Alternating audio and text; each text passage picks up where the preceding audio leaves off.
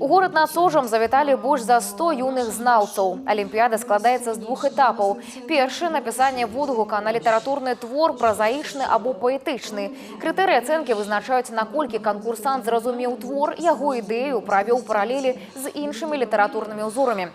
Другі этап – лінгвістычнае заданне, якое ахоплівае ўсе раздзелы мовазнаўства і звязана са знакавымі творамі беларускай літаратуры. Іншы раз дзеці губляюцца і, не так зразумеўшы тэму або ідэю твора, пачынаюць пісаць нядрэнны тэкст, але ён абсалютна не звязаны з той тэмай, якую яны атрымалі. Калі гэта пераклад тэксту, ёсць такое лінгвістычнае заданне, то памылка можа быць звязана з выкарыстаннем русізмаў.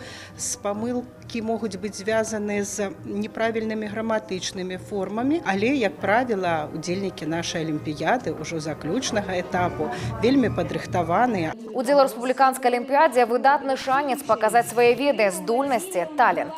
Я удзельнічаю ў алімпіядзе з 5 класа, акрамя 6, таму што там быў коронавірус.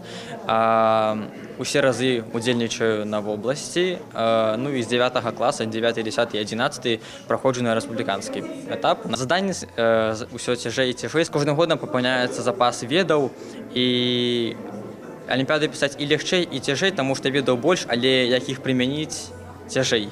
Заключны этап рэспубліканскай алімпіяды начасова праходзіць па 18 вучэбных прадметах. Беларуская мова і літаратура вельмі цікавая алімпіяда, бо яна дазваляе выявіць вучняў, якія цікавяцца мовай, літаратурай, культурай, традыцыямі беларускага народа. А гэта вельмі важна, бо гэта спрыяе ўмацаванню той духоўнай спадчыны нашых людзей. Алімпіяду па беларускай мове ацэньвае кампетэнтнае журы, якое складаецца з выкладчыкаў вышэйшых навучальных устаноў і Акадэміі навук Беларусі. Самых кемлівых і мэтанакіраваных удзельнікаў рэспубліканскай алімпіяды ўзнагародзяць 28 сакавіка.